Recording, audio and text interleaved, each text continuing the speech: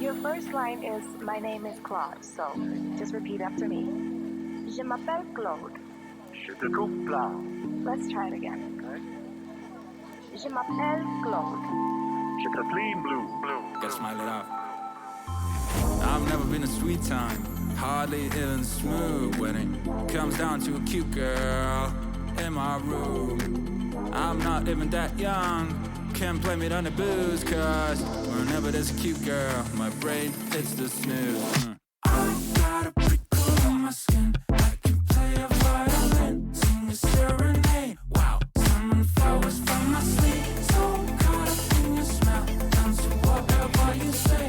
Girl, I know we just met, but you make me speak français. Salut. Oui. Je t'aime.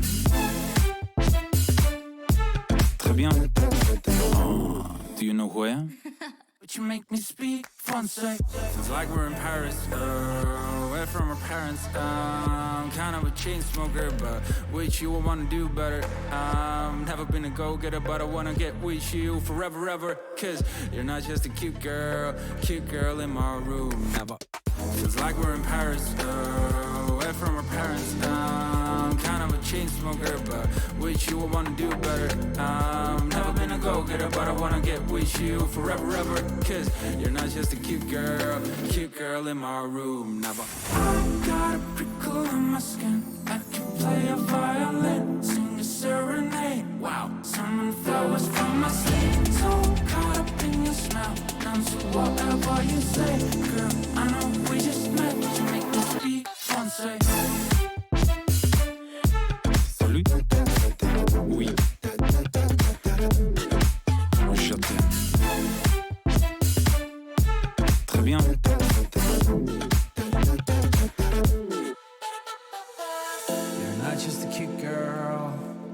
don't get me wrong, I love your face. You're beautiful, you ain't just a cute girl. You're my world. When you dance with me, you make me sweat, make me speak. You make me feel I can do whatever I want. I fear no harm when I stare at the sun. I've been so noble with you on my love. My will so strong, only limits the sky. I've been a nice day, I've been like no way. But now, every day, you make me speak français. Salut. Oui. Je t'aime. Très bien. Girl, I know we just met, but you make me speak français. I got a prickle in my skin, like you play a violin, sing a serenade. Wow, sending flowers from my sleep, so caught up in the smell, down to whatever you say. Girl, I know we just met, but you make me speak français.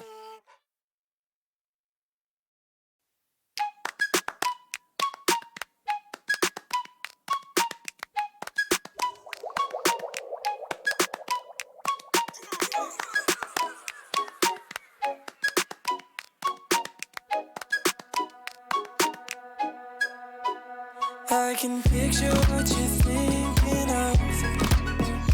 My imagination's not enough. Oh, no, it's not safe to say what you're always looking for. Hey, someone to make you feel like.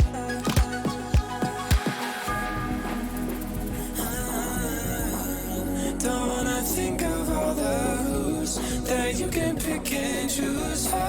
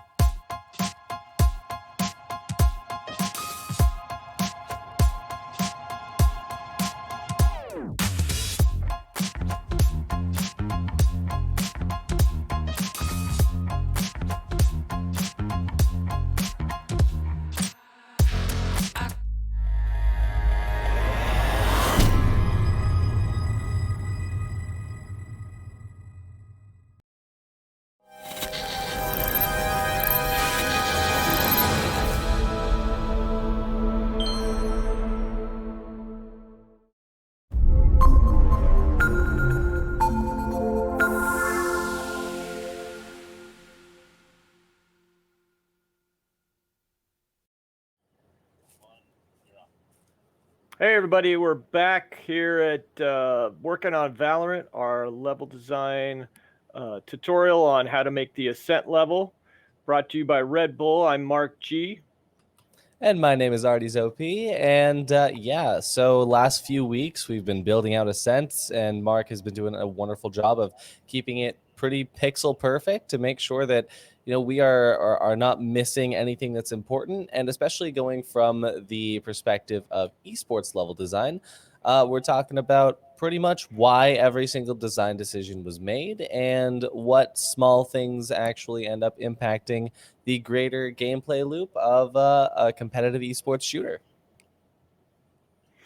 Yeah, so we are on episode 6, I believe, and we have built out from the attacking start point out headed into bomb site A. And we've slowly built everything out using the techniques in Unreal of a level designer. We've been very careful to get the metrics correct, to get the spacing correct, talking about why are we doing this, how we measure things. Especially in Unreal, we don't actually have our perfect characters. We don't have perfect shooting. We don't actually have the real characters from Valorant. So we need to make sure we're thinking about the flexibility, what can happen, what will happen. But we are in a good position to basically emulate an existing level. So we're trying to emulate it as closely as possible, thinking about why this is important, why these shapes are important, how they might have built this out over at Riot, thinking about the shapes, thinking about how the sight lines work, thinking about the different player abilities.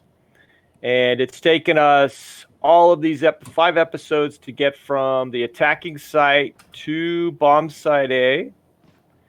And we've just started expanding out here to tree and up to heaven. And around the corner here, we have yet to complete that. But in this episode, I think I'm starting to feel the drag of building a lot and everything's looking gray, a little drab. And I think some level designers are fine with that. They could stick with that for a long time. I think most still want to build out interesting shapes. It's hard to sit there and just build out box after box or primitive shapes with just simple textures on it, or just plain colors. After a while, you just start feeling like there's no definition, there's no lore behind it, there's no story. And when you're running around shooting, pretending you're in the game, it kind of starts to lose its appeal and you lose your focus. It's hard to keep that up. So I think today we're going to look into techniques of, let's change some colors. Let's add some new objects. Let's add some objects we can destroy with our simple weapon. And that way we start to see things come together. They get a little more interesting. And Artie's going to take us down the path of some of the backstory, the lore, what some of these details mean in Ascent, kind of add to the depth, and maybe what were people thinking as they designed this, story-wise as well as level design.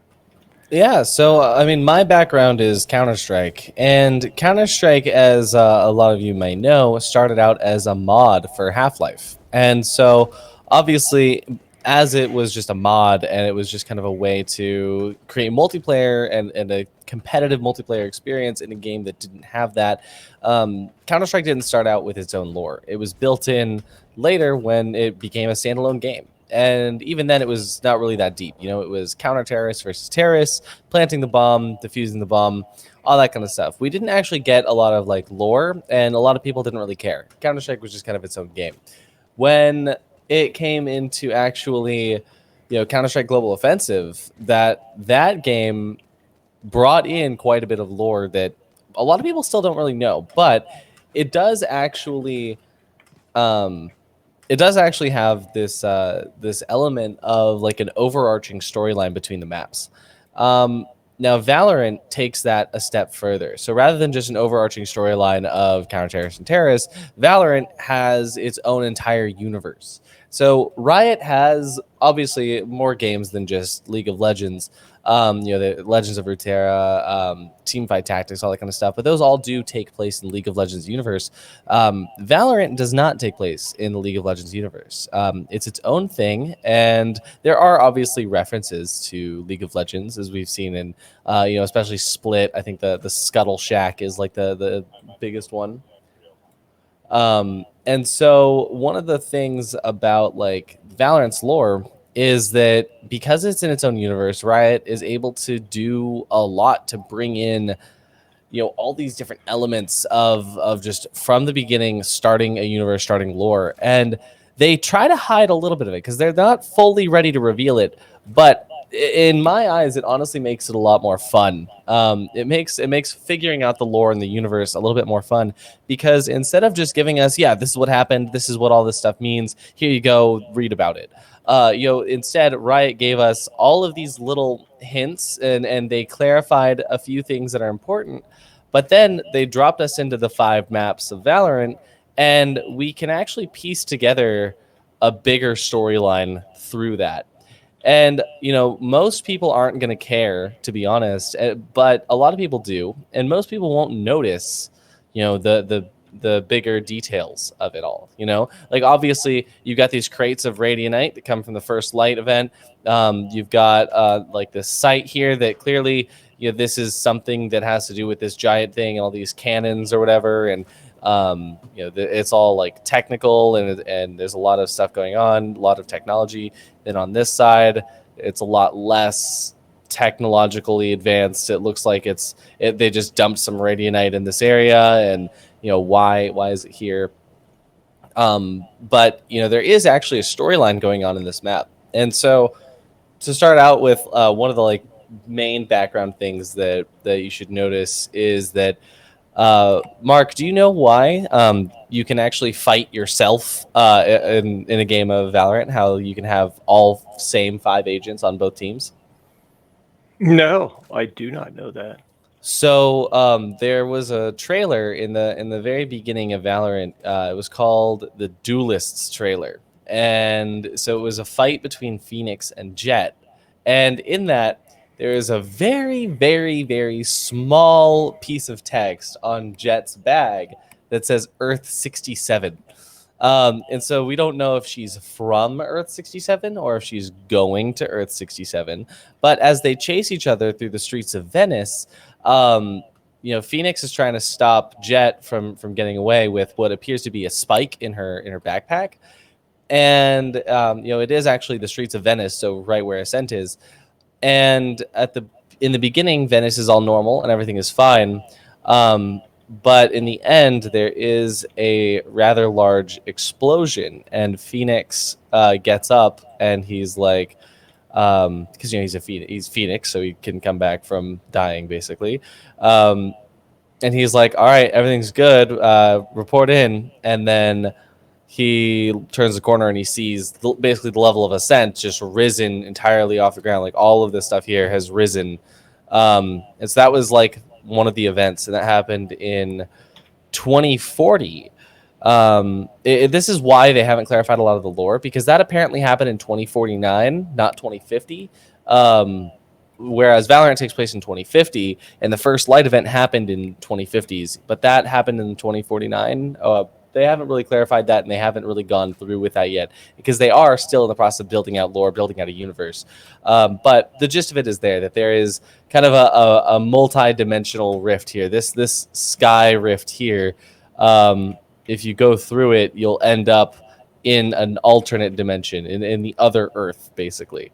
So there's multiple universes and whatnot. So that's why there's the players actually say stuff at the start of the round, and that's how you get a lot of the lore background, is by what the agents say. One of those things is like, they talk about their clones, or they talk about their other self. Sova says that he has fought the other Sova before, stuff like that. And so that's like your deeper background. But now let's get into like on the levels, what are these green boxes? What is this logo that I see everywhere? So Mark, do you have any clue of the Kingdom Corporation or what that could mean?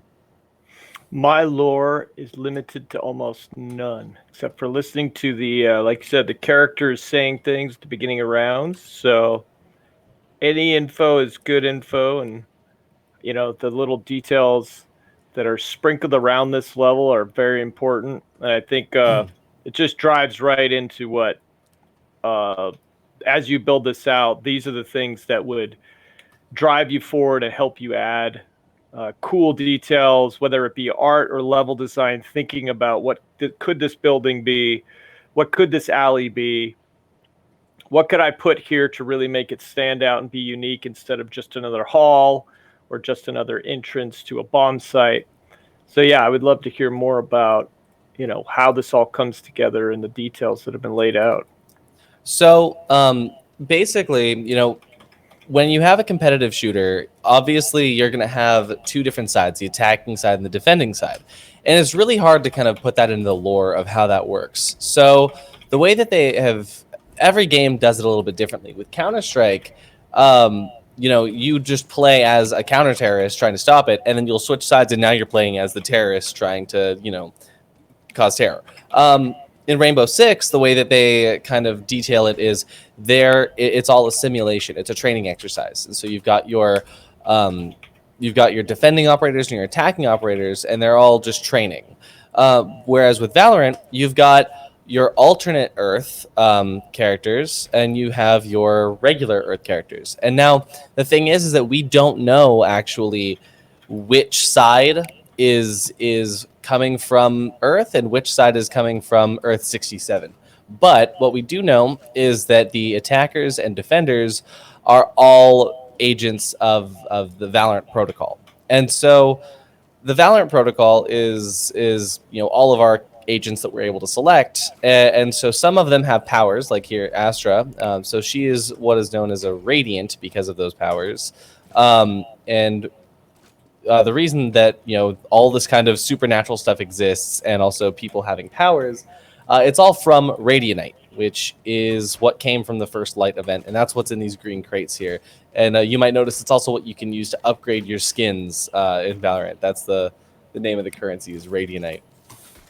And so what the lore is basically this Radianite came to Earth from the first light event. And this corporation named Kingdom, they're kind of a mysterious corporation, they collected it and they started refining it. And each map is a different basis all around the Kingdom Corporation. And so Icebox, for example, is a site where Radianite was found, and its Kingdom Corporation built a shipping center to take that Radianite and ship it to their processing plants. Bind is a processing plant. Split is actually part of Kingdom building their own city inside of Tokyo, and so they're kind of building their own mega corporation, mega city inside of Tokyo, and so that's what Split is. Then we've got. After that, we've got Haven, which is a laboratory research site in Bhutan where there was a lot of Radianite deposited. And so there's a laboratory and also a shipping center there.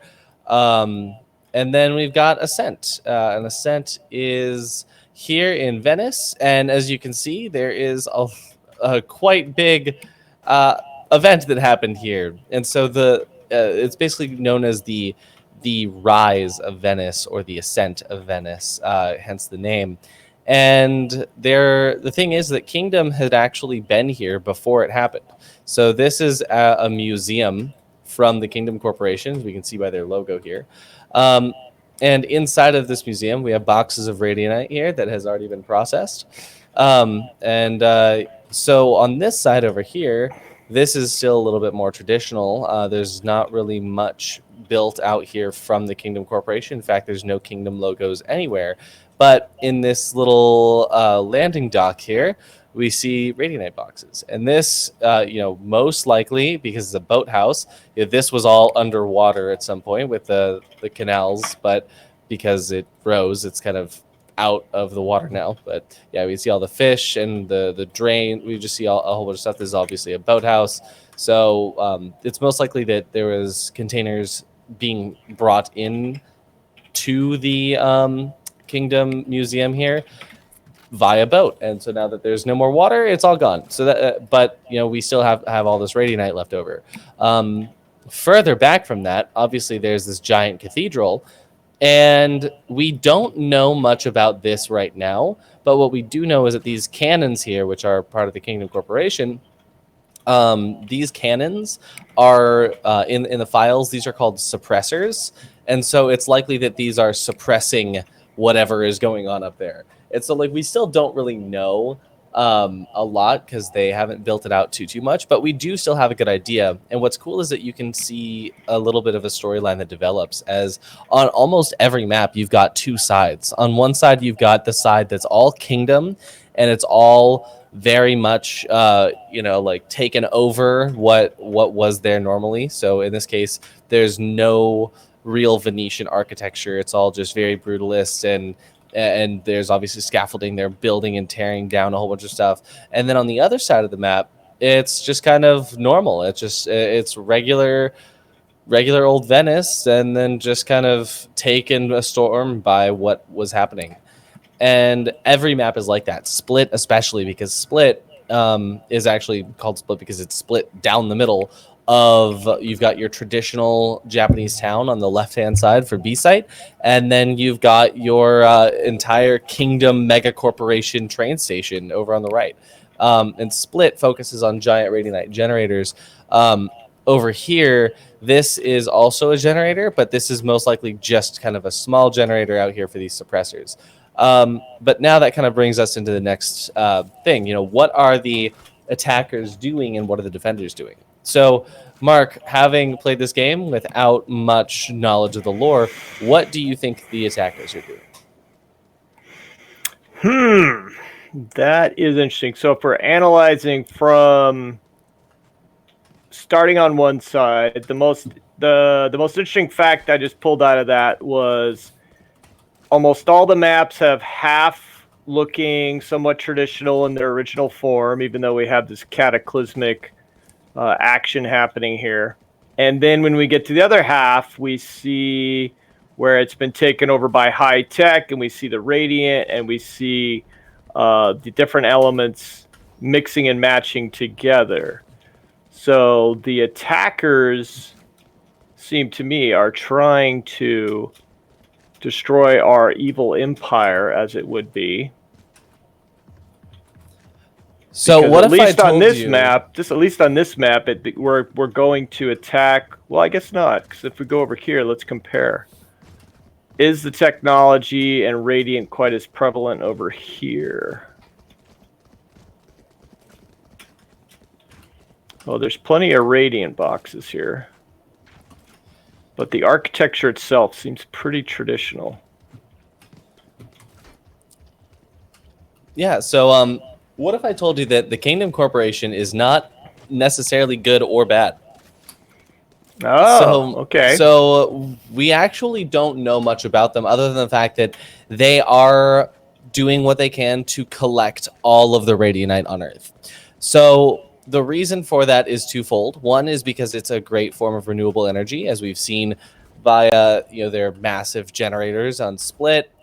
We've also seen their processing center on Bind with in kind of that processing center. There is no real leftover material. There's no hazardous materials that are produced when you refine radianite, and so it's actually pretty good for the local ecology. And so Bind is in Morocco, and normally when you see giant like refineries or giant centers where they generate electricity utilizing this weird new substance, there's always like a runoff, right? But Bind doesn't actually have that. In fact, there's kind of hints that they're better off, because you see in Bind there's a lot of posters where people are fighting, like the communities are fighting, some of which want to get rid of the Kingdom Corporation, obviously, because they're taking away traditional architecture, they're taking away buildings, but the other half support it because it is now cleaner than it ever has been.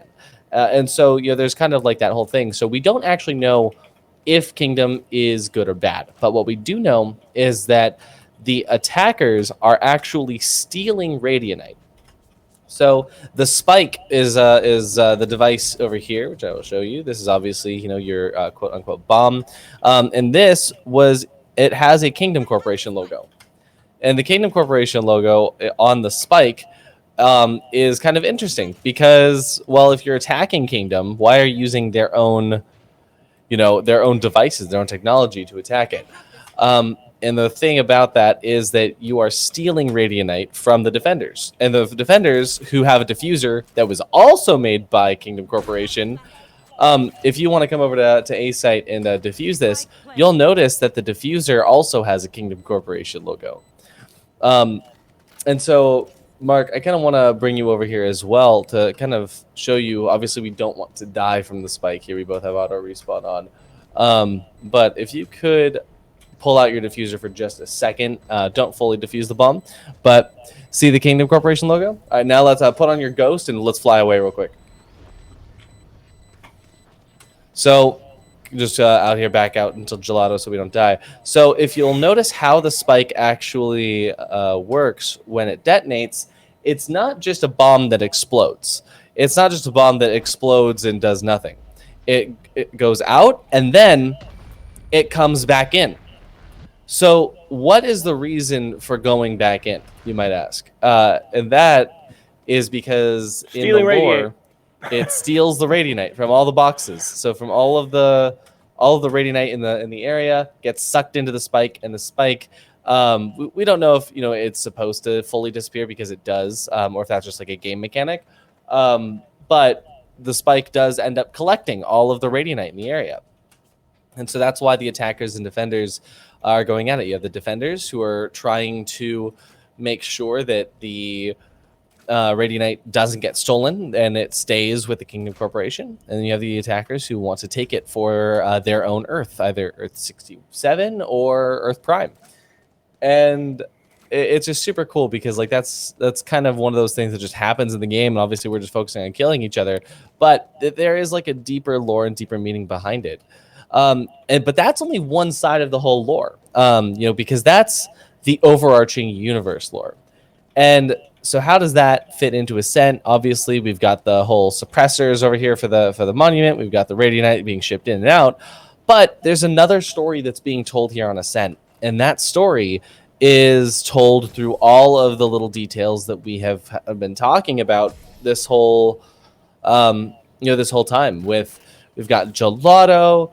We've got pizza, we've got all these different bars in these different places. But across every single corridor and every single area that we go to, a small story is told. Be it, you know, gelato just still having its lights on and still being set up to look like there were people there, even though, you know, the city is now fully in the air. You've got the half-eaten pizza that is still warm, that tells you that this stuff is very, very new and did not happen normally. We've got a bookstore that's super quaint and tiny right next to this giant Kingdom museum. But even outside of that, every single corner that you go to, there is a small story being told. And like right here, you know, there's a singular fish next to this bench in mid, and it's like, why? But then, you know, that as you get closer to B site, there's suddenly more and more fish everywhere. We got fish pooling out of this little shack here, this little stall. You've got fish all over the seafloor, and just kind of scattered around everywhere. Buckets and whatnot that kind of bring you closer to the waterfront. And then as you leave, there's all this graffiti everywhere, with cats obviously near all the fish, because, well, there's cats trying to fight for fish. And even little things like, you know, when we come over here, just two bikes that are fully rusted, because, well, where are you going to ride your bike to over here? So how long has this kind of actually been going on? You know, have these bikes been here before the whole thing, or after, or does it even matter? And it's just cool because every single corner that you move into, you know, it's not just a bleak wall. You know, there's a door that goes somewhere into a house. There's a little story being told in the props that are around it, none of which you can interact with, as we can see by the by the hitboxes when we go into Astra's form, right? There's no hitboxes there. Obviously, these things are not meant to be interacted with or touched. They just kind of stand there while you're fighting each other. But it is still cool to know that there is a small story being told on around every single corridor. Yeah, that story is it's big when you're designing out anything as as a designer. You're given a task of we're going to make a game that's like Counter-Strike or team-based gameplay, plant the bomb, defuse, which has been done on many other games as well. But having that background, that lore, it's really nice to be in touch with something more than let's make an interesting level. Here's some guns or weapons and a plant site A, plant site B. Those little details really do help keep you motivated and have a driving force behind some of the decisions you'll make. It makes it much more interesting to, come up with ideas for just like the Radianite, and you were talking about the Kingdom company and everything. We don't know why or who's good or bad or what's happening here. We do have hints of, like you said, there was a fight and almost like a civil war between people wanting the company there, people not wanting the company there. That could really create just more input and help for us to create more interesting setups. And it also drives, especially the art team, they could come up with cool visual elements to add to it. And we want to do that right now is just kind of think about how could I take this current level, as we see in Unreal. I think the start area is really accurate, and because of all these cool shapes set against the skyline, still pretty interesting. It doesn't have that feeling of, it's kind of boring. Because of the shapes, the skyline, I think the architecture is working well, even though it's super simple. But once we get around this corner here, we start getting into it's gray on gray, corridor. Even this, which is supposed to be gelato, is feeling a little blah.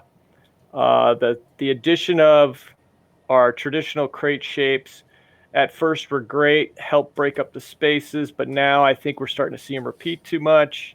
You get that same blue color. It just starts to wear on you. It starts to feel a little blah. Even these additional shapes here, I just impulsively put in this wall. Breaking up the light, some of it being gray on blue helps. So that's what we're going to do here. And as you can see, the generator in bomb site A is a different color, and the grass. This starts to look a little more interesting as well. So I'd like to do that in a modular way. And we started with the little cafe back there with the chairs and tables. And by us just creating a chair and a table, we could probably duplicate it many times. Creating an object we could shoot and break just makes it a little more fun. The bookstore, which I never noticed until today. Like I said, I've been playing this game more on a competitive side of just enjoying it, and you're more focused on the game itself. But the bookstore is great, which is over by, here we go, over by the museum. This is really cool. When you're playing the game, you don't have time to look at this because you're worried about your sight lines and where is the enemy? Where am I supposed to be? But this is really cool stuff in here. This just reminds me of the book 1984 and the little antique shop, and feeling like another world, a modern world meets an old world. You have the old chair in here and the old books. Everything here looks really dusty, but yet very engaging and interesting. Like, I want to go in there and see what books they have or little knickknacks. This stuff is really fun. It's funny that you bring up the old world versus new world concept, because I mean that is such a recurring theme across all of these levels, and it also kind of goes a little bit further than that too for me, like a little bit of a meta, because I always noticed that this was a bookstore. So whenever I was trying to call out there was something here, I would say, "Oh, he's near bookstore," and people would have no idea what that call out is. But there was actually a pro player named Sabrosa that he hid right here as the entirety of the attacking team came up from catwalk and pushed onto A site, and he got an ace just like immediately from this area. And so now the call out in the pro scene, this area is called Sabrosa, And so now it's like old world people like me call it bookstore, but new world people call it Sabrosa. Oh, I like that. Yeah, how do names catch on? How do trends, and things like that catch on? And even the history behind that, like what is Saprosa? I'm sure there's a lot of people that have no idea why they call that out in a professional game. Just finding out that background and then going back and looking for that replay of that match would be super fun. So I'm kind of building out our little cafe here. Whoops. And I'm going to run over here and check my chair positions. We got one toppled over. Oh, I got to separate these a little bit. The other one's toppled over. So this is where I'm starting to add more colors, and I'm starting to break things up. I don't think I'm going to mess with a cafe sign here, but I'm going to mess with gelato a little bit. I'm going to add a breakable object we can shoot and break it.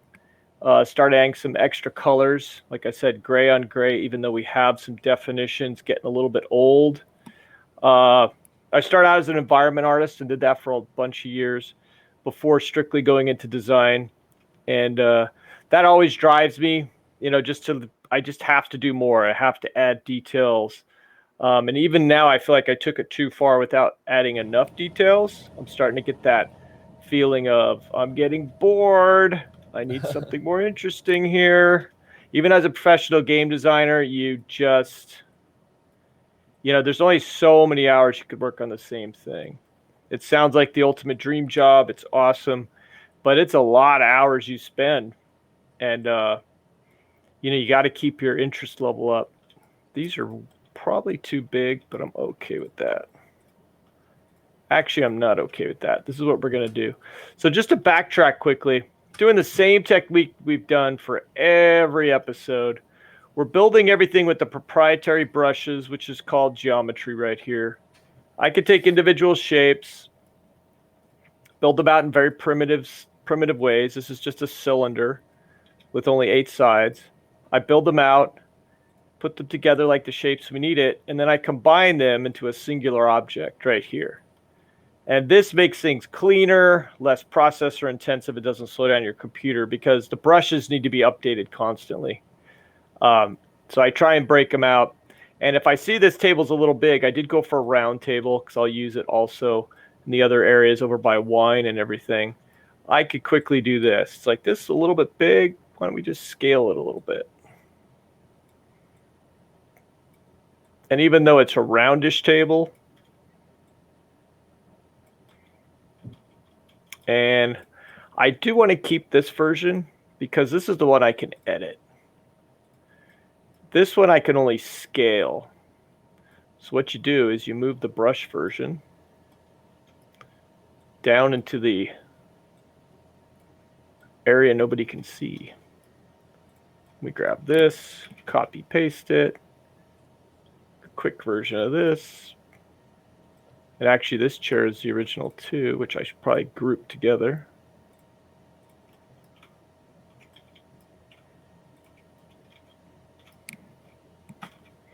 So by hitting Control G, I can group them together. I don't have to select it every time.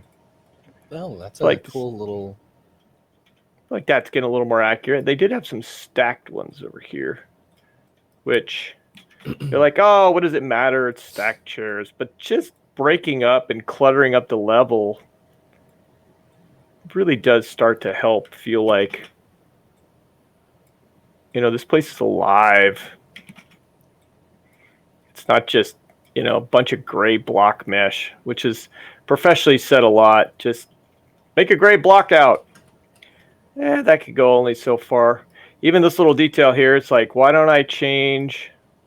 So like this brush right here you see in red is actually a subtracted brush, which is actually carving into our other brush, which is additive. So if I grab this face here, I could change the color. Let's see if I get lucky. Could change this to like a purplish brown. I have green. You want a purplish brown? What is that? Like a purplish brown. That's what this is. I can't describe it any other way. Okay, we'll call it purplish brown. Purplish open that. Make a new color. Head over on the purple side. Desaturate it a little bit. I think it's just going to have to be a desaturated purple. Yeah, that looks Try good. that. And then we'll apply that there. A little dark. But now that I've applied that material, I could just open the material and quickly change this and make it a little bit lighter. Save that. Just brighten it up a little bit. Let's hit play. So just look like those shapes right there. That just looks so much more alive.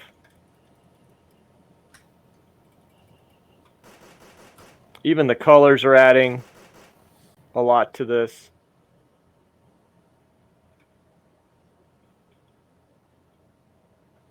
Oh, the chair that's fallen over on the left table is lying on its back, not its side. So the key to this is general placement is good, but also just the collision, right, and the interfering of the player path and things like that. So I should run over here and make sure these aren't. I don't want to make sure I'm not getting stuck here. Oh, see, I go right over it, which is probably fine. Yeah. So I get stuck on these, but I don't get stuck. I get stuck on the table, or do I? Oh wait, the table doesn't have collision. Oops.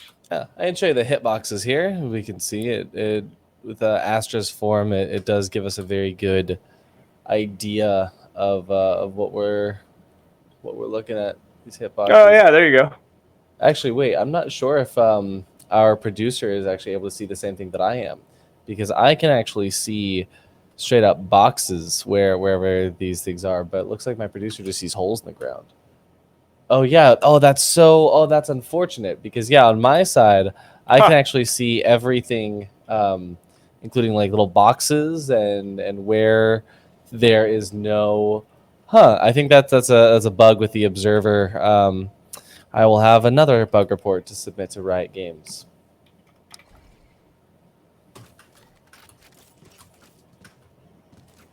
Added some collision to our table here.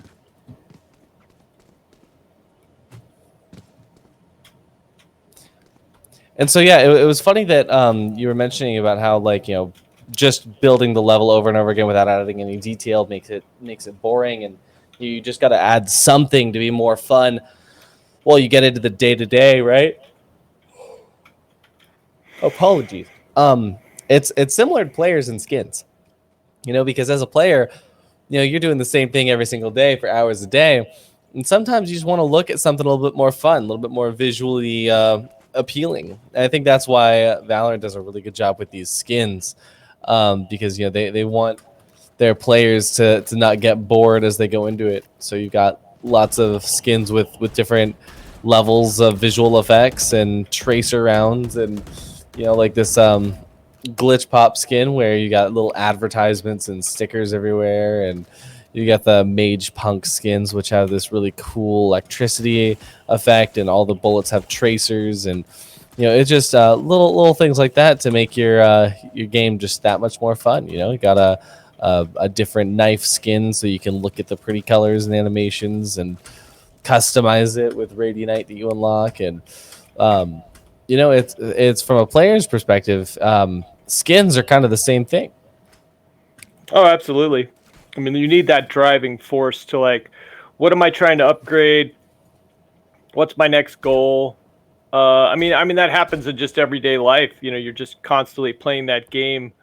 Whatever drives you in life. You know, my biggest drive in life is to be in nature. My biggest drive is to be successful at business. My biggest drive is to be with my friends. Like, you just have set goals. I can't wait to go out and be with my friends this weekend. I can't wait to count the cash till at the end of the day. Whatever drives you.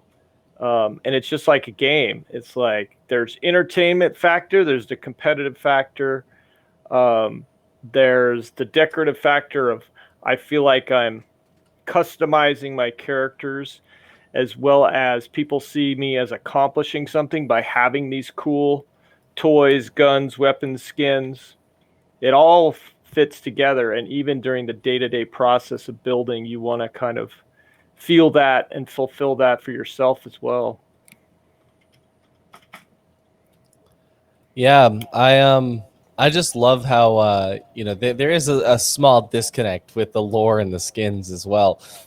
In fact, the skins are not lore friendly, but I mean, which is fine because there is that disconnect as well between the gameplay and what we see in the universe, right? The attackers and defenders gameplay loop is somewhat different when obviously we've got so many rounds that happen, and that's not gonna be like lore friendly to the universe and all that kind of stuff.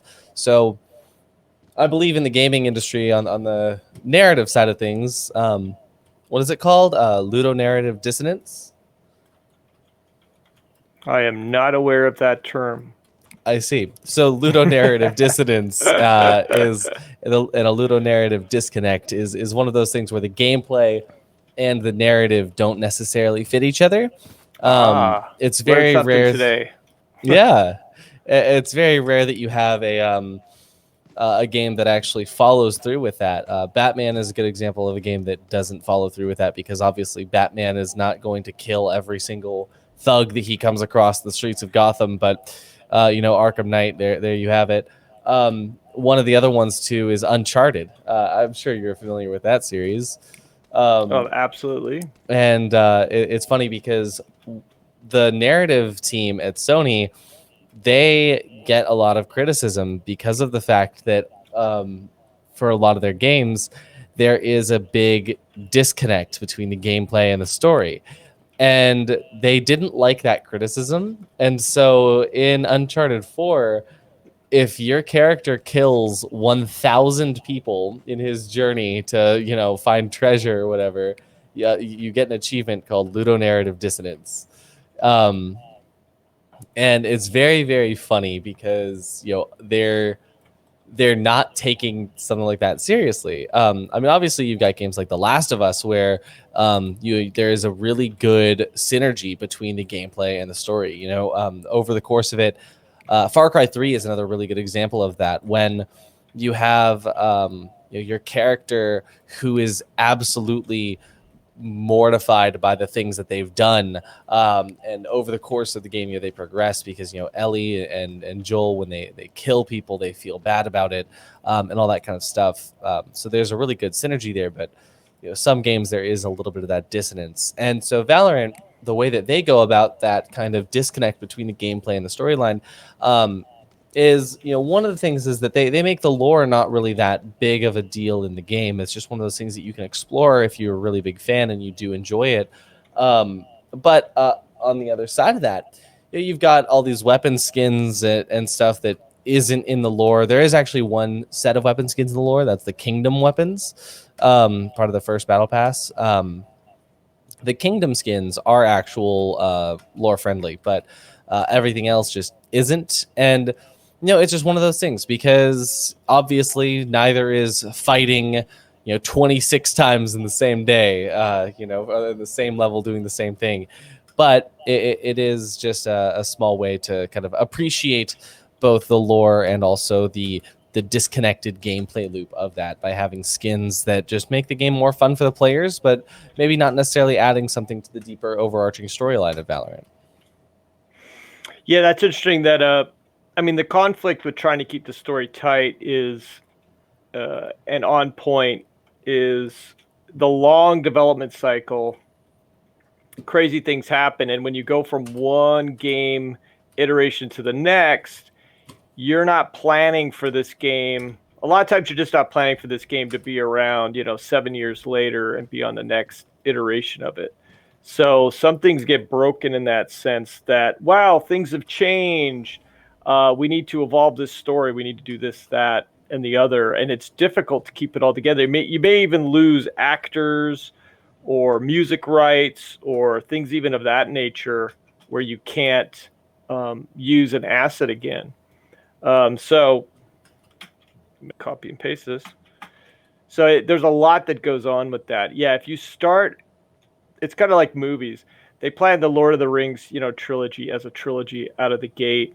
So they were able to plan ahead and slowly build characters and story and include, an enormous amount of detail. But if you're uncertain of that, it can certainly lead to some peril in the future where you realize, like this doesn't match anymore. What are we going to do here? Hopefully the players just forget about it and don't care. It definitely can be tough if you're trying to be as narrative, really trying to keep a really tight story and do the best job you can. It's hard to keep it all together. When you have a IP, like if you're working with Marvel or anything that's set, that's probably the toughest. You have, like, let's say Marvel with a Spider-Man, Batman. You brought up Batman with DC. It's like you have this set of characters and this huge expectation of the fans from multiple generations. You really have to plan those out really, really in high detail and think about where do they fit in the lore, get it approved by the parent company, DC Marvel, and really think that through. That could be the hardest thing to do. And with Marvel or DC, there's the movie version, there's the generations of comics, and how do we fit it into that slot? Yeah, because Batman's been through how many different iterations, from goofy 60s character to super dark, violent guy later, all those reinventions of the character. So I'm rebuilding Gelato real quick. So I'm stuck. This awning can be changed. But this building right now is this current building here, which I turned into static mesh and replicated. Now I just fixed or improved these windows, so they had some darker shadows in them.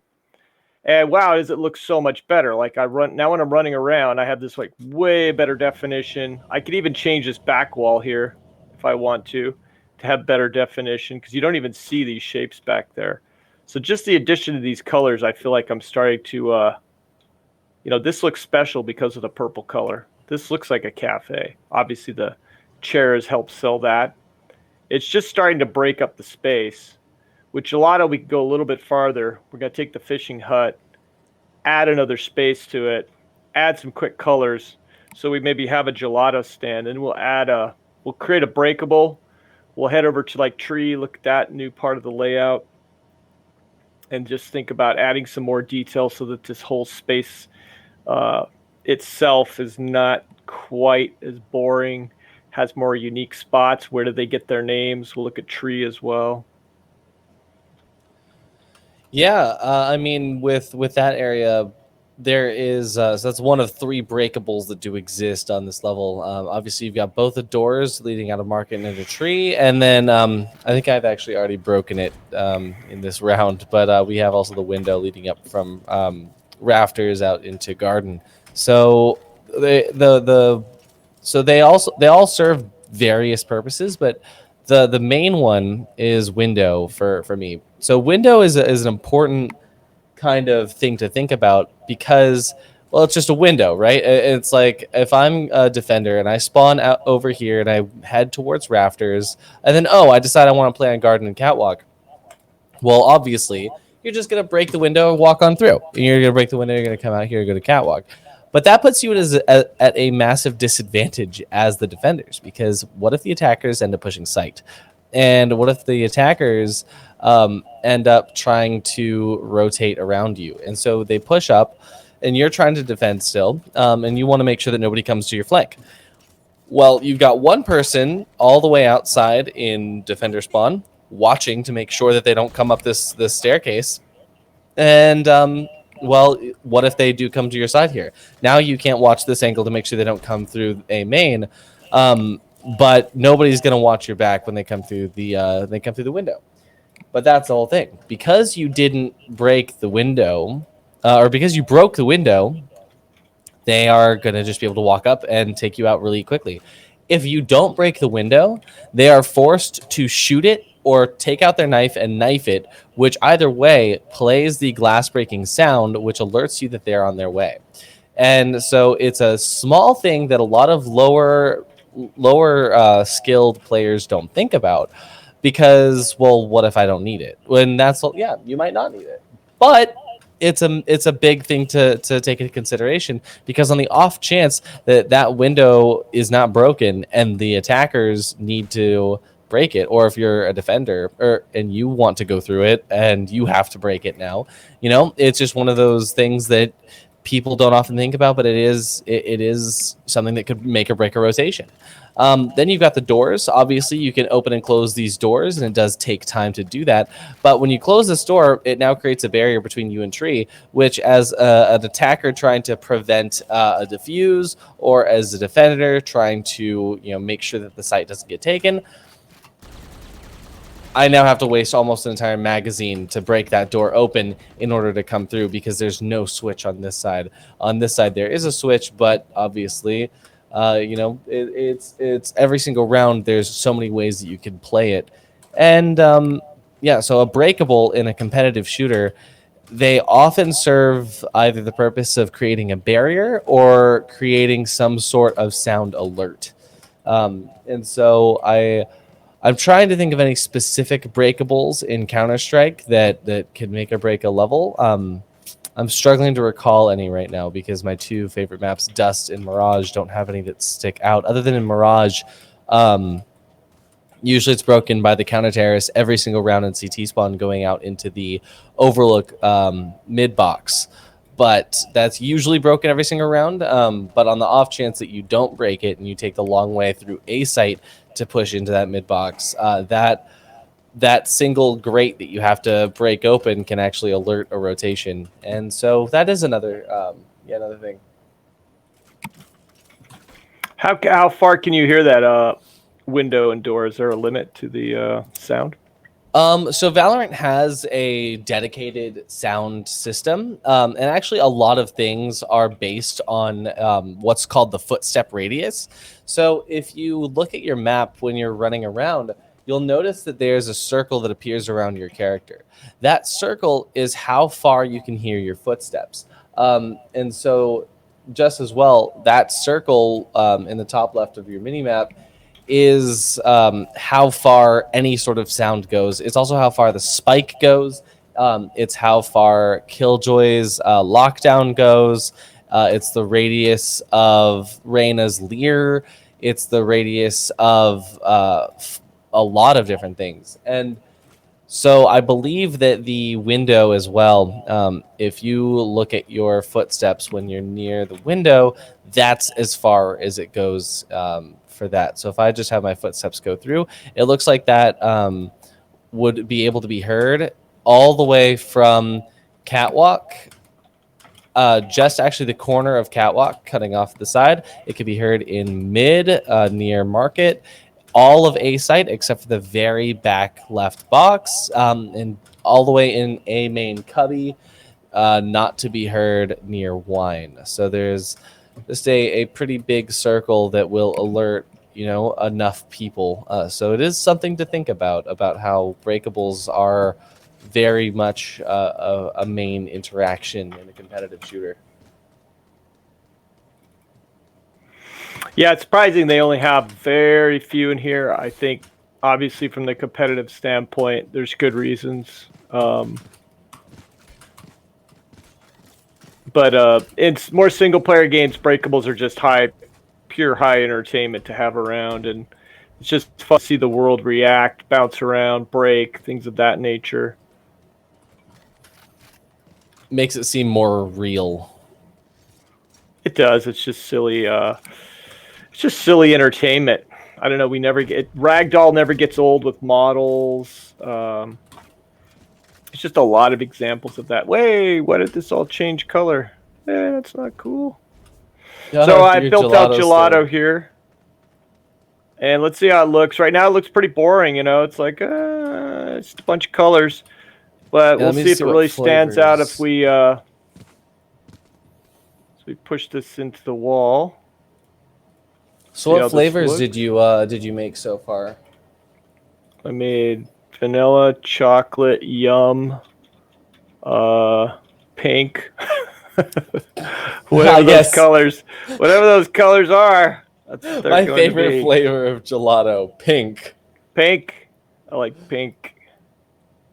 I see I see a black gelato here. I can't help but think it's black sesame, which is such an underrated flavor.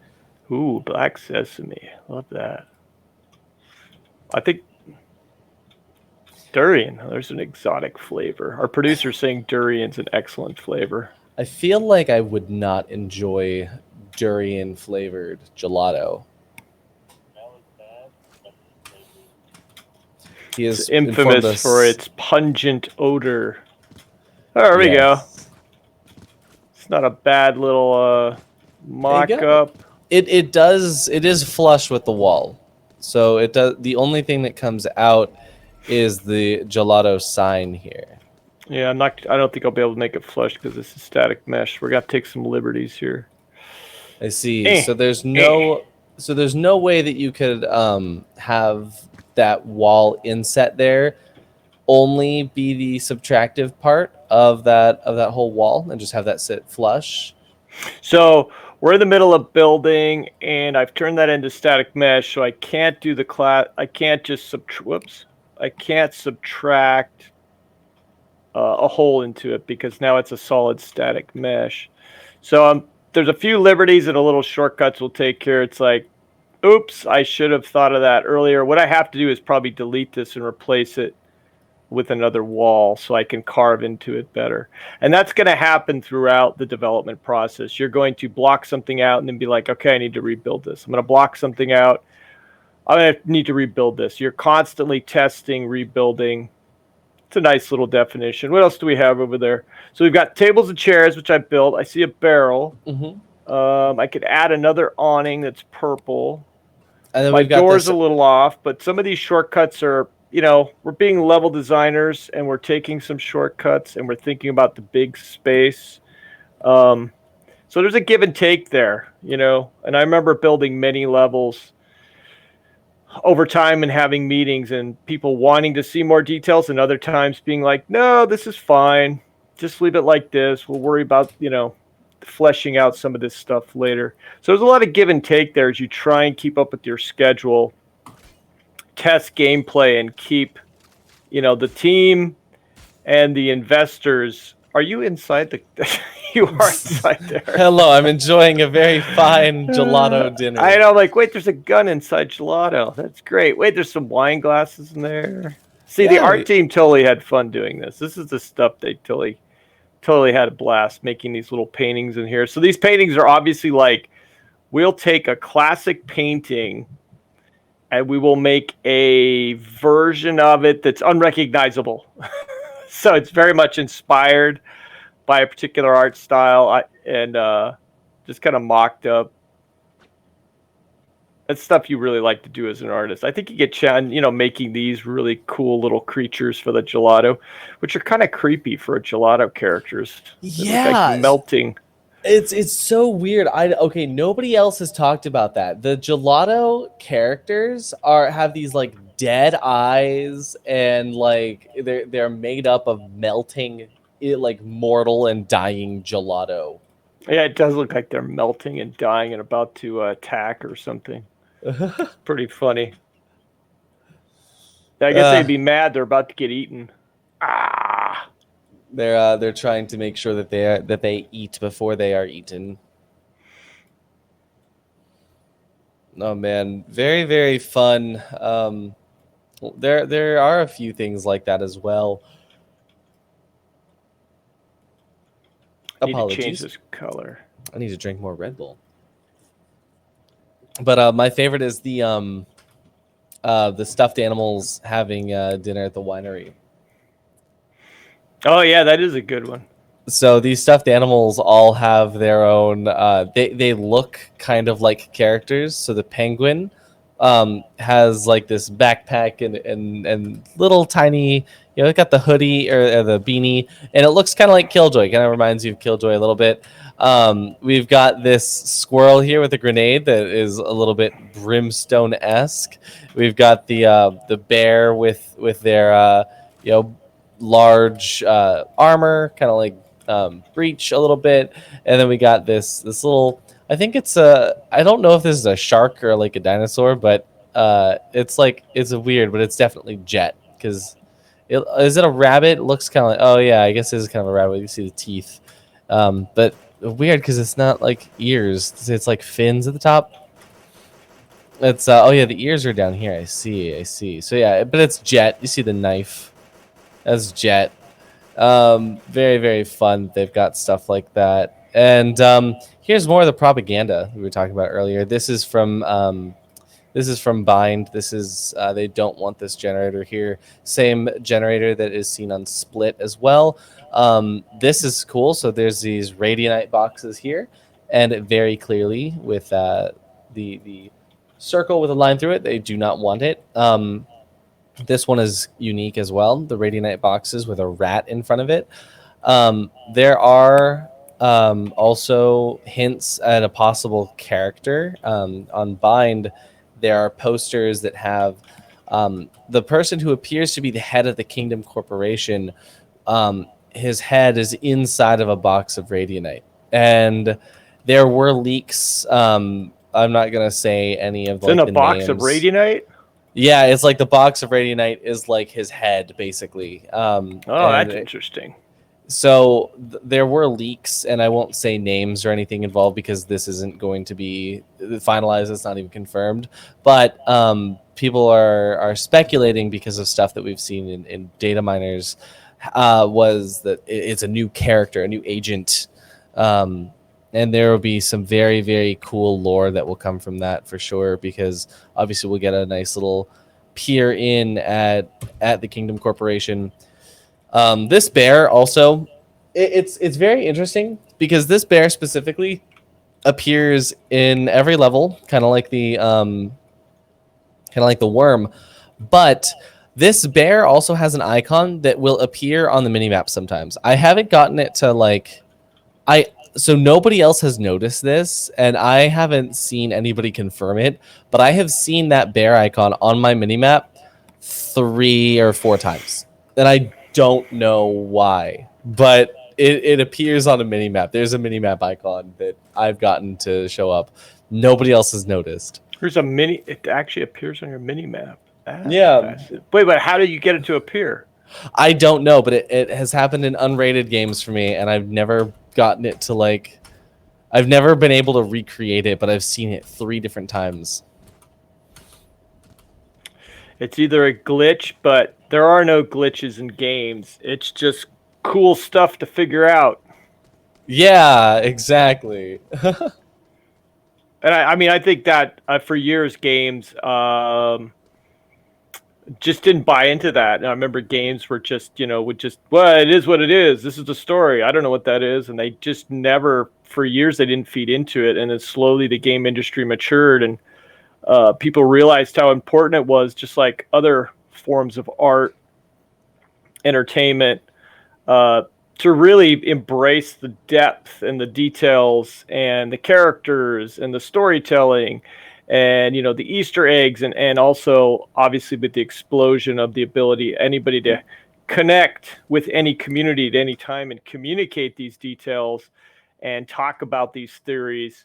It just made the game bigger and more important and more popular, and it's great to see all of that come full circle since I've been in this for quite some time, since PS1. So it's grown enormously since then. It was considered, at the PS1 era, it was still considered a kid game. Oh, kids play games, even though it was a huge industry already. And it's just become more and more important in its own art form that's completely different than movies, music, books, traditional painting, drawing. It's a combination of all the above, which is really fun to take part in. Oh yeah, because I can enjoy a book, very, very well, and I can appreciate what it has to offer. And then you've got a movie which puts you right there, and you can see it, and it's that same narrative that really makes you invested, just as well, with a lot of visuals to help out with that. But none of it is anywhere near a video game. Because a video game, not only are you, able to see that narrative and take part in it, but you are actually the main character, and you have your own storyline, and as well as the storyline of the character that you're playing. And so it's super, super immersive in that.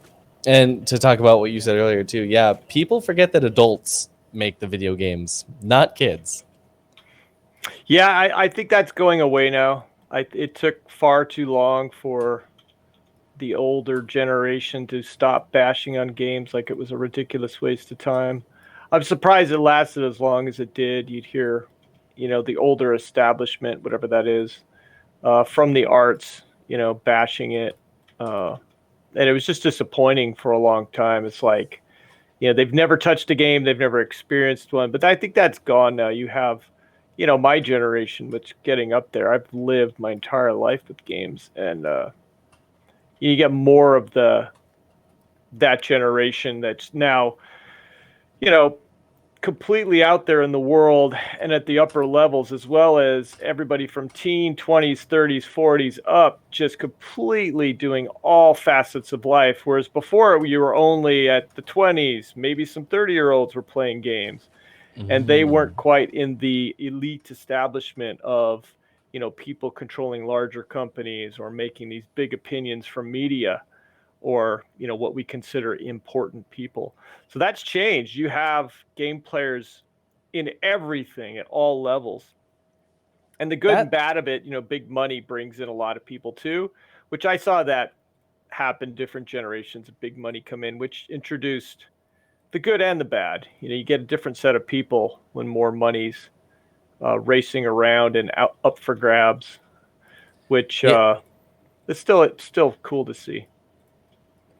Yeah, honestly, I never even thought about it that way. The fact that it was because people had just not played video games who were of age to do anything important. And that now, because I obviously grew up with video games being everything. My very first console was a PlayStation 2, and I was a very small child when that was the thing. And, my first online experience was Halo 3 on the Xbox 360.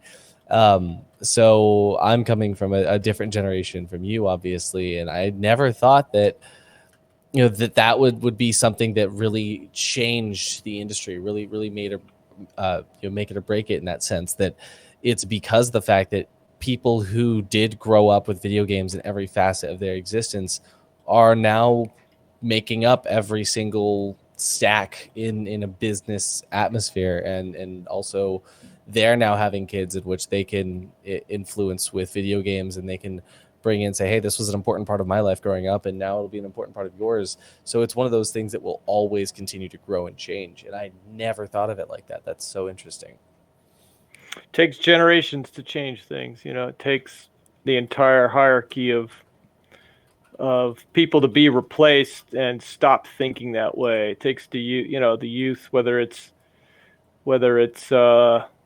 grammar school, middle school, high school, college, whatever you consider youth, to come in and be in important positions and stop saying certain things or doing certain things, or bring more input into any business or social opinion. It just takes a long time. We want it to happen because everything's so fast now. It's like, wait, I can communicate with anybody around the world, and we expect people and humanity to change quickly. It doesn't really happen quite that quick. It's like, got to wait for the generations to move and change and evolve, and it is hard to do that. Wait and... Well, this is starting to look like our little wine area. Oh, yeah, it is. Look at that. So it is, you can really see the difference, though. Like, at first you're like, yeah, it's a great block out, whatever, we'll add some colors. And you start to see the tables, it's like, yeah, and this looks really bad now. It just feels like, well, it's still not there, and then you go back to gelato, like, oh, wait, this is starting to sparkle, but what about this? I wish this window had some definition, and this door. So as a level designer, you're starting to make decisions and not get too decorative happy, but it really does improve everyone's experience.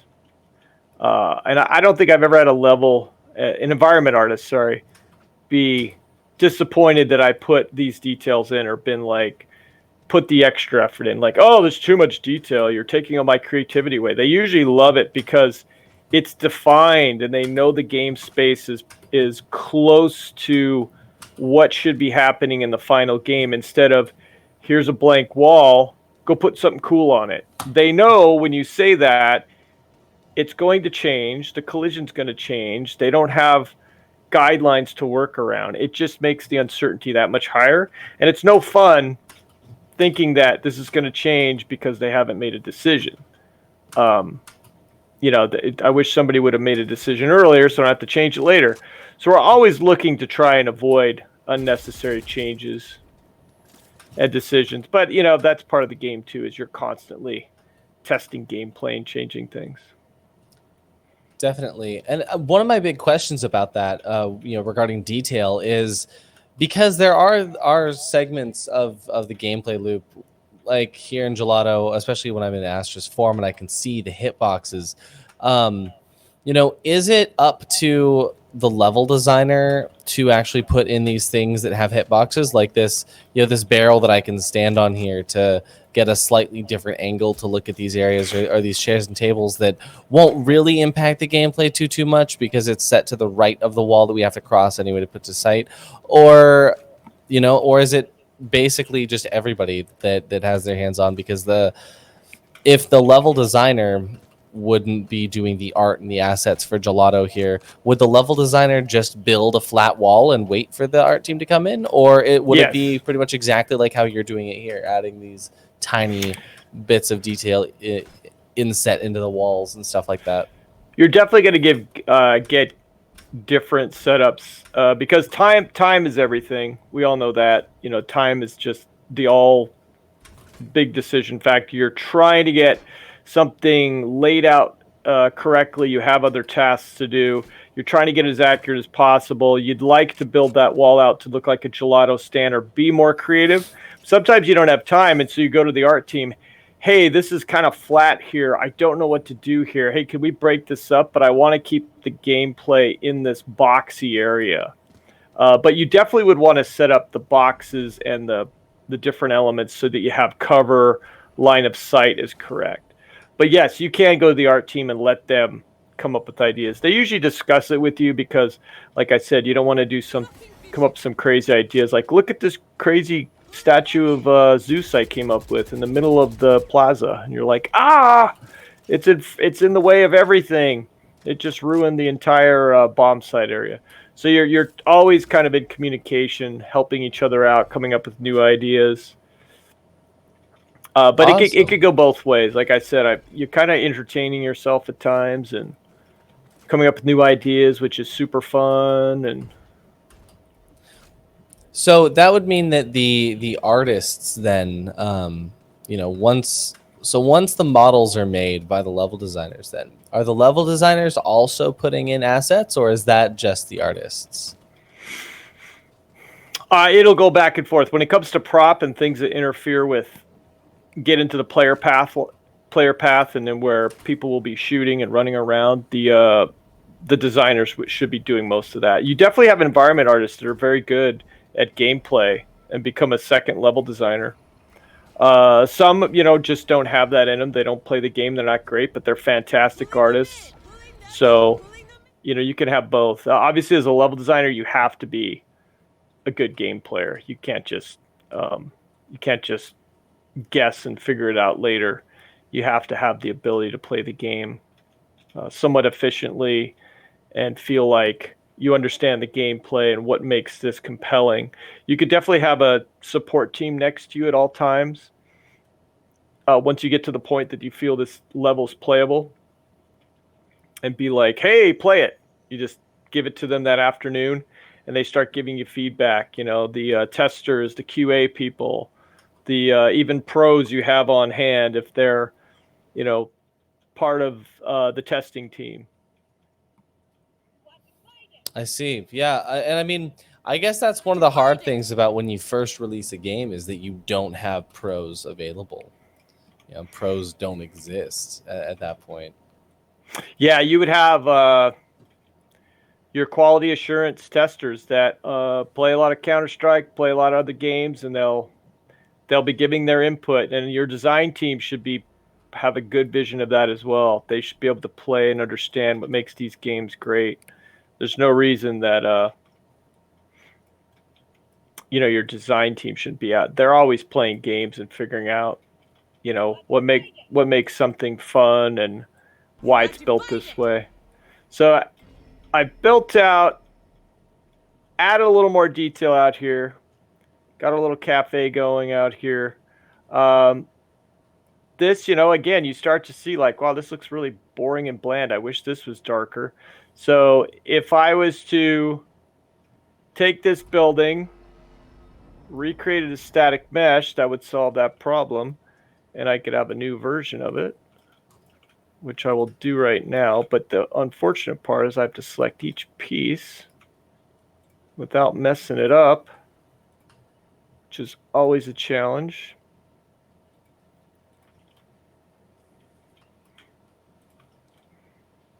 And gonna hit the F key, make sure I didn't accidentally grab something.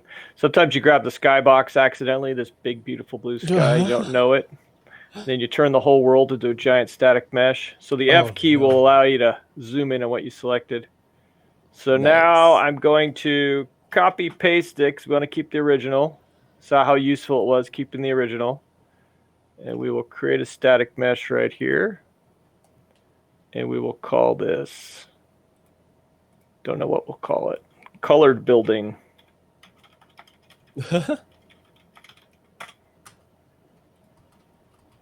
Okay, it's going to be much more useful now. So I move it about, but we did some scaling and things like that around this area. So let's see what we can use here. I really like how it's coming along. So that was on that side. So we're just going to rotate this. We're going to go take a look at tree next and make a destructible. I finished out tree. Wanted to finish out more, but we are heading into our last, was it 2 or 3 episodes? I think after this we have 2 more. So we've got to get to see more of Ascent built.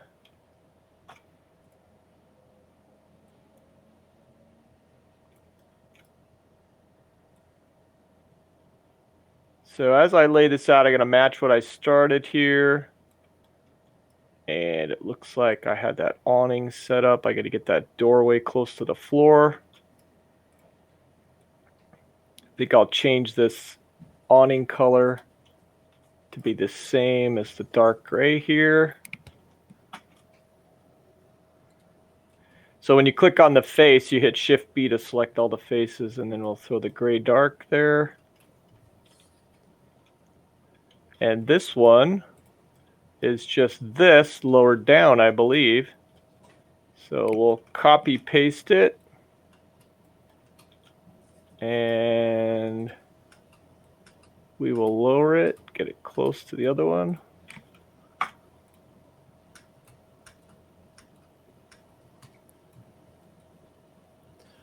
I feel like that building, how much editing can you do to that building right there? Because that might be a really good basis for building out B-site if we get to that next week. Although we do still have I've kept the original. So I've kept the original. I could edit this forever. Once you start getting the confidence of, hey, this looks good, hey, this works really well, then I think everything speeds up. Like in the beginning, the gray on gray with just some raw lighting was great. And I think the shapes here, a lot of overlapping shapes have helped. As we got farther into this hallway, it became more hallway-esque, and this back wall having nothing didn't help. It's very flat. Over here, I think Gelato's helped. This still looks good because you have the arch. I changed the wall color back here. So even by changing some small colors, it starts to pop, and you see more. You feel like you're more involved. There's nothing worse than looking around the corner and it's gray on gray. I think we saw this last episode or the episode before where it's just gray on gray. You couldn't even tell where heaven was. It was just too similar with contrast, things of that nature. I see. So this barrel right here, if I shoot it enough times. Oh, wow. Moves. Well, I think I shoot it too much. There we go. We can break it. I'll have to tune that. A little hard to break that. Oh, So wow. we can't add some breakable elements. There we go. So we could add that for excitement. Another way to entertain ourselves. So last week we finished out this. We came up to heaven, and I think I was most happy with how this all felt. Like, this is what I do in the game all the time. I back up and look out towards heaven here and guarding for anybody approaching, and it feels exactly the same. It really feels tight to what the real game is. And then we have window, come through here, drop out. This jump up feels really close to what you experience in the game as well. This space is accurate. I think there's more details here. This is not fleshed out. We haven't tested this out. If you can actually, can almost get that. So if we were just to cut away right now and go for building out catwalk and the catwalk entrance towards A, how fast do you think that we could do that? Catwalk's here. Yep. So catwalk is talking about the top. So catwalk is right outside of tree room, and that would kind of fully finish out the attacker's run up for A. So if we push out of tree to the left hand side, it's just outside of tree. Basically connecting tree around the museum, going back into the link near Gelato. Let me look here how much we've got done. So if we were in a meeting, and you were my lead or producer or another creative entity, environment art, whoever it was, and they're asking, how long is it going to take you, Mark G? I would say, pay me. No, it's always scary to get too conservative. It's always good to add a little time. I could probably, this is close, I think. So this would probably take, so what we're trying to do is backtrack around here, right? Mm-hmm. I hope this section's accurate. This is kind of temp, right? Oh, this is still a brush. Good. There you go. I think I could do this professionally if I wasn't overkilling myself. I could get that accurate and tight in a couple hours if I was really on it, considering how much I built now. If the deadline wasn't on and people didn't need to see anything by later this afternoon, I'd be like, oh, it'll take me half an afternoon, type of thing. Because I think, wouldn't you be able to just extend that floor there? Because it is all the same height. Yeah, let me look at how my construction is. So you're looking at July. Oh, I see. We're over there now. So last I set up, I was here. We finished last week right here.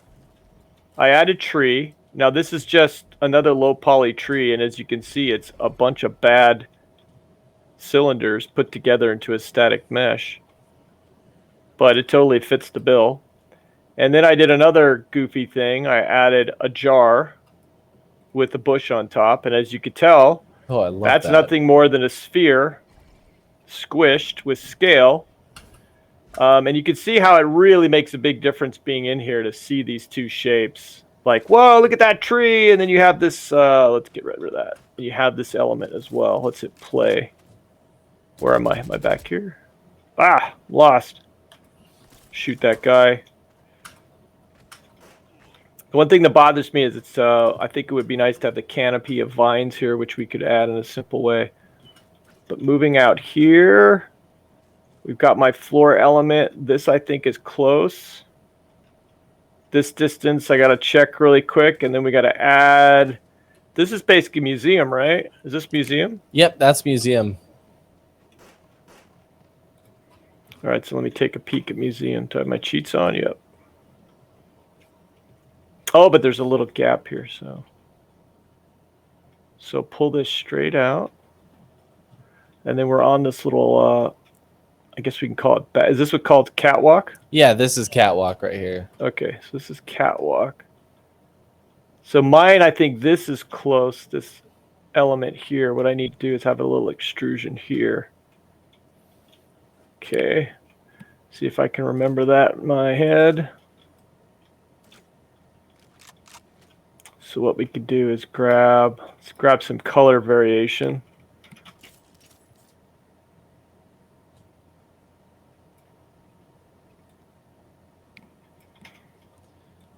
And if we're talking about sizes as well, it looks like Catwalk is about 1.75 boxes wide.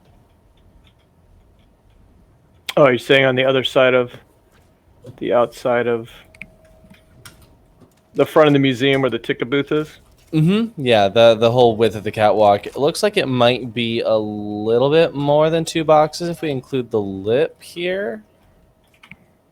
That's right. We Possibly got our two- measuring system is based on boxes. Yeah, I mean, if we see this here, this is a good outline of the hit boxes. How wide is this little this extrusion? That would be 1 as box. you come out of tree. Let's see. So this will be 1 box here. Actually, I think, yeah, it is exactly 2 boxes wide. I think our producer is correct in that it is 2 boxes wide here. So catwalk, but how about the extrusion from tree? Oh, I will let you know once our lobby is restarted, because we just got kicked out for doing nothing for an hour and a half. That's the Valorant lobby length, and oh, it's all right. I'll pull it back in here. That extrusion looks about right the way that you've got it built there, though. You think it's that deep? Mm-hmm.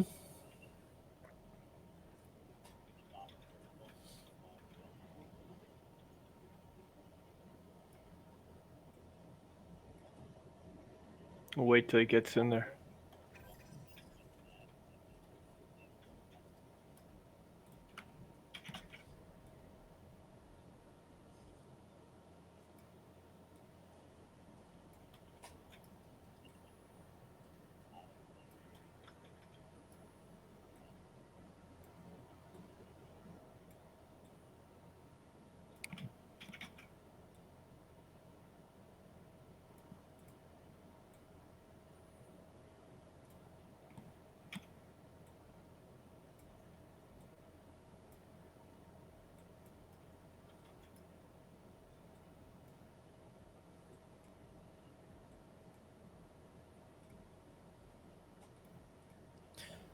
Looking very good there. Quite like how that's coming along. I'll show him just how many tricks I know. So as you're flying around, let me know the width right here. If this is accurate. I think this is pretty wide right now. This is like 2.5 boxes wide. I don't think it's this wide. So I think I have to pull this building over.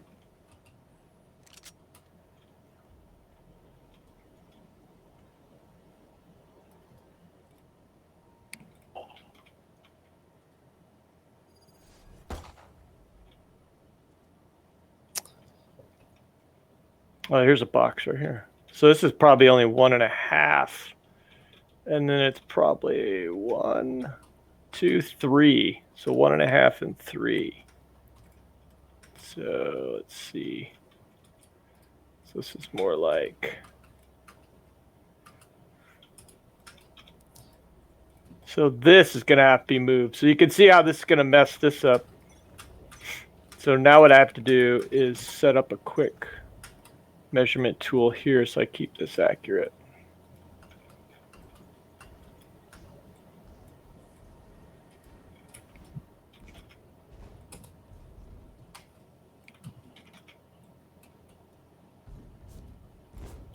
So that's 3 wide.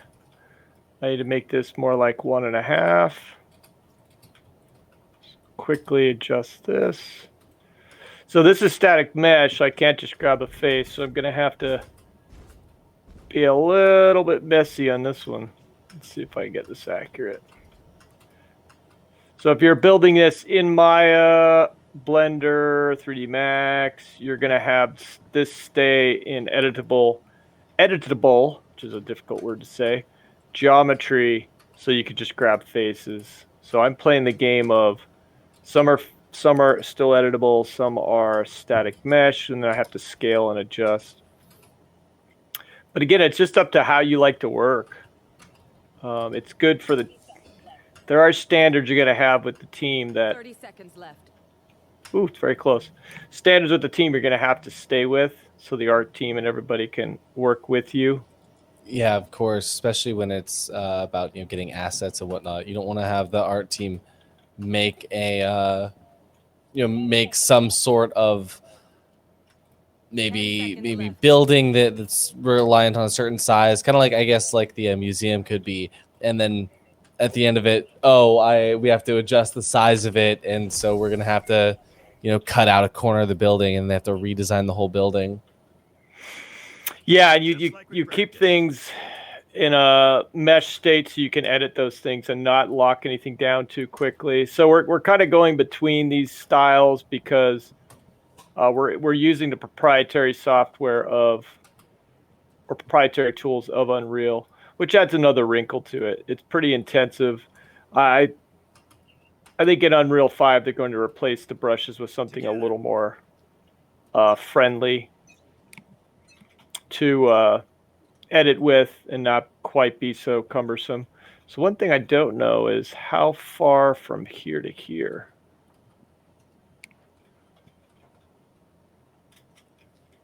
Let's see, I think that part there. So this is about 2 wide, and then we hit the front of the building. So I need to measure this to be 2 wide and then this to be 2 wide, right? Yeah. So it's 2 wide inside of this section here, 2 wide inside of this section here.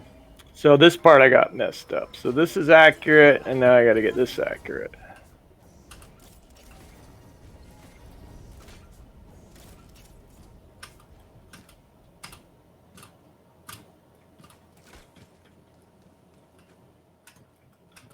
So now I'll grab this. This is still a mesh I can edit, or otherwise known as a brush in Unreal.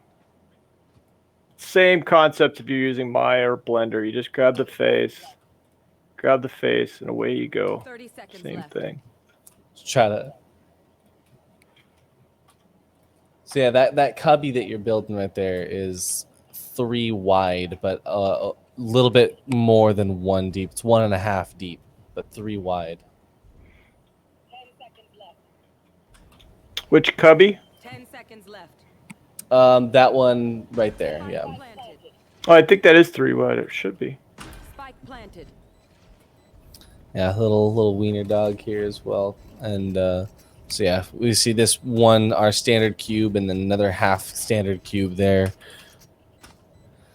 And then as far as the depth goes, this arch here is also 1. That good?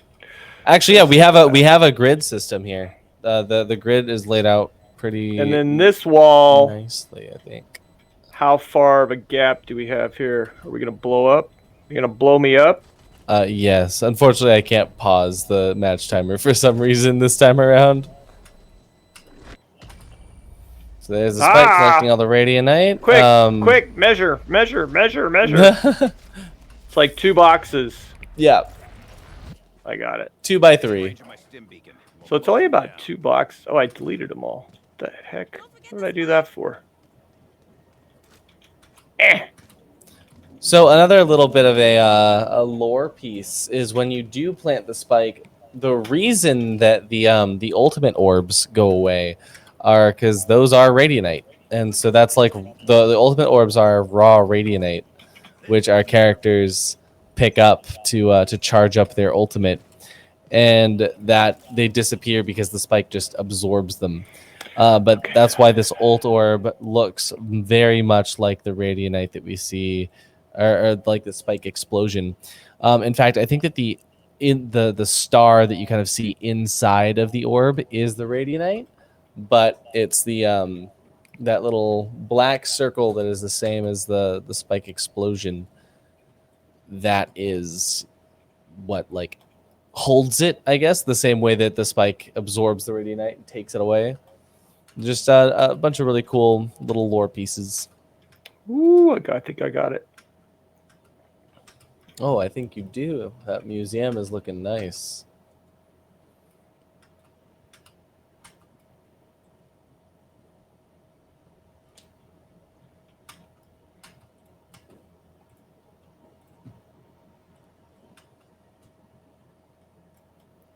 Yeah, so going into my astral form, I can see that this is 1, 2. Did you say it was 2 wide, the catwalk? 30 seconds left. The catwalk is 2 wide, yeah, including the lip.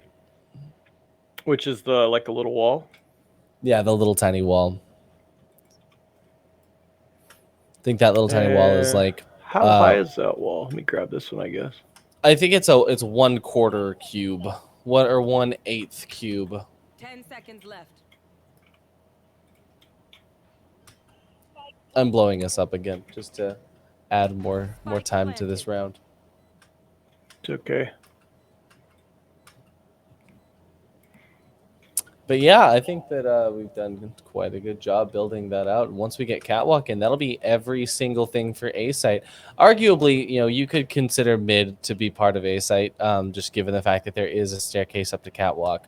But as far as just considering A site itself from the attacker spawn, just catwalk and the A main run up, and then from the defender's spawn, you only have that one link that goes into the construction site, going either to the right through tree, in which you'll be able to go through window, or going this way up the rafters until you can actually get into the main site itself.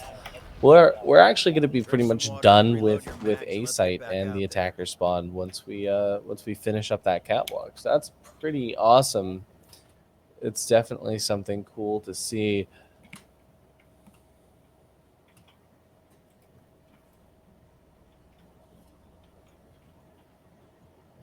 Deleted my boxes again. Not being very efficient, am I? Watch and learn. Oops, what did I just copy?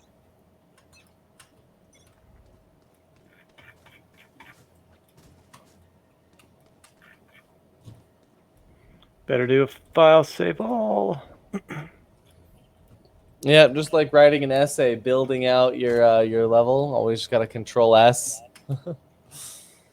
Oh, absolutely. You will get crashes. You will get corrupted projects and levels. It's just how it works.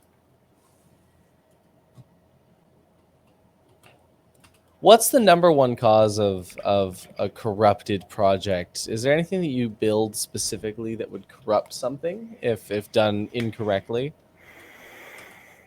I do not think there's an exact answer for that one. It's just amazing how you'll get. This has happened so many times, including right now in Unreal. Just a particular object will be corrupted, and you do not know why. And the only way to figure it out is you go through the level and start deleting things. Like, I'll take half the level and delete it and see if it fixes it. If it does, okay, well, I'll delete a quarter of the level and see if it fixes it. It's really that primitive. I've been doing that since PS1, and it still happens all the time. So you'll have an object that's just corrupted, and you don't know why. And it's kind of not worth your time to figure out either. If it's constantly happening, then obviously you go to your engineering team and try and figure out what's going on. But for the most part, it's like if it happens just once, you just move on and don't even think about it. There's a lot of goofy things that come up in development you would never expect. That you think, wow, these engines are so sophisticated, this shouldn't happen. Yeah, people ask questions all the time. Why is this happening? Why? I'm like, did you fix it? Yeah, move on. Like, we could sit and you could sit there and deduce something for hours and weeks and waste so much time when you could have just rebuilt it in an hour or less. And it's done. Move on. Figure out what you got to do next. Understandable. Most games are very much held together with glue and tape. They're definitely barely working. I'll teach them to Well, I would say they're barely working, but there's lots of issues under the hood and things like that they're just like, wow, it works, let's ship it. They're almost functional, and then just kind of there's a lot of edge case bugs that crop up that sometimes just don't get fixed because they're so rare and odd that they just have a really difficult time reproducing it. But with constant DLC and things like that, which has become extremely like a crutch in the norm, a launch day DLC, things like that to fix bugs, it's a little bit easier to get things out and not worry about something being in a game you can't fix later. I see. Well, yeah, I'm certainly very happy to note that the process at which you're detailing for just creating a basic level and just getting our outlines done ready, it's been all very good practice. I don't think that you would take us astray in terms of things that we should and shouldn't do.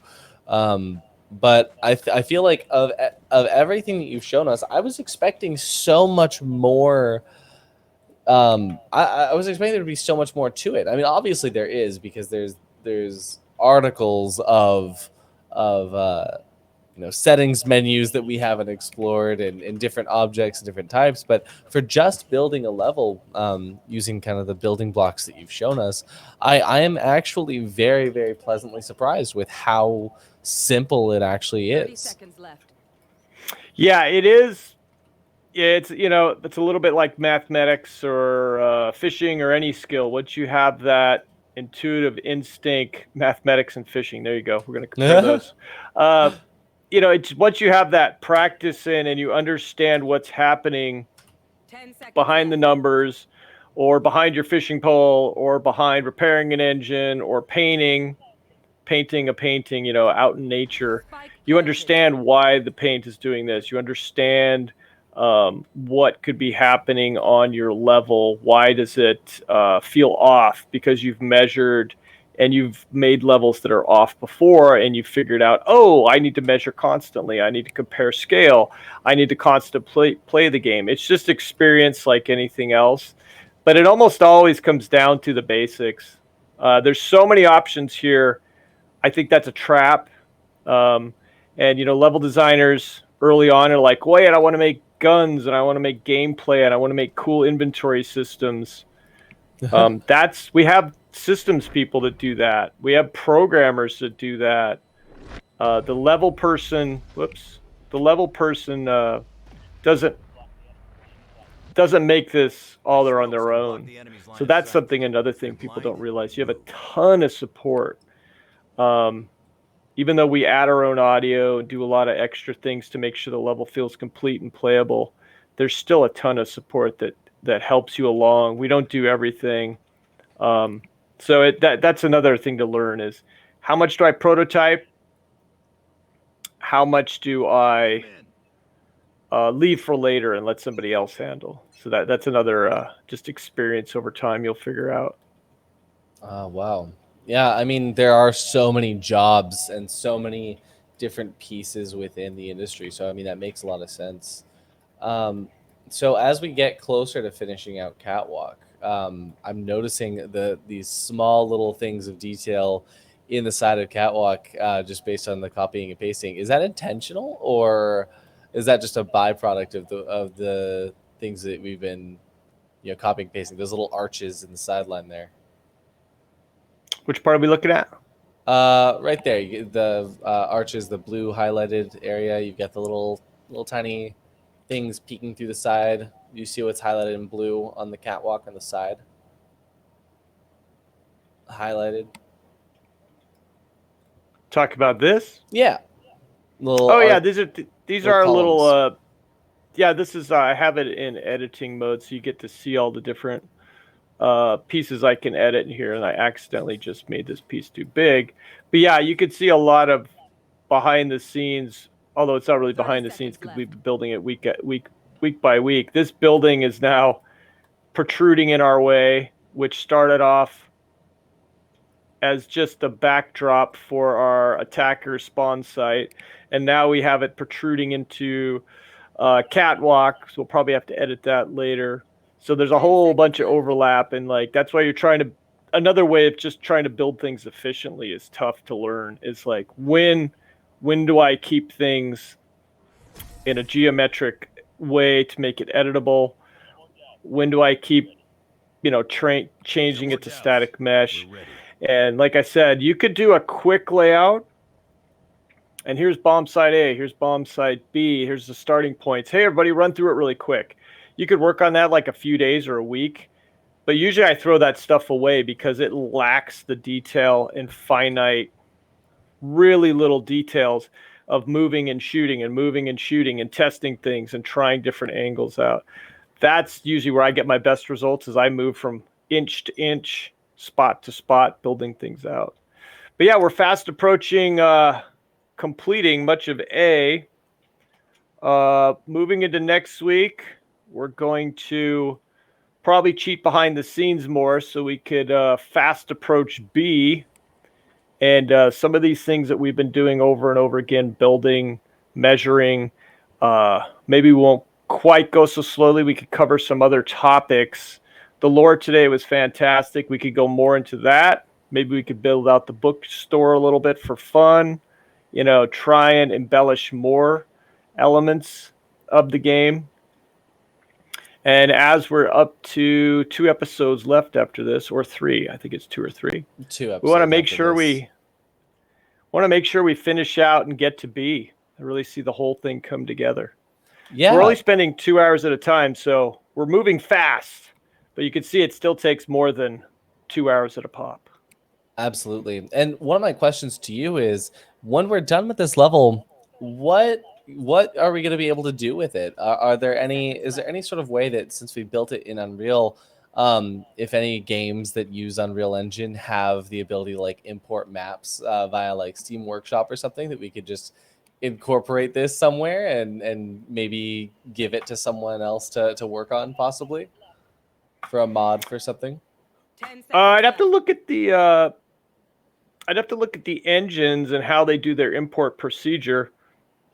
But the fact that we could probably export this out into,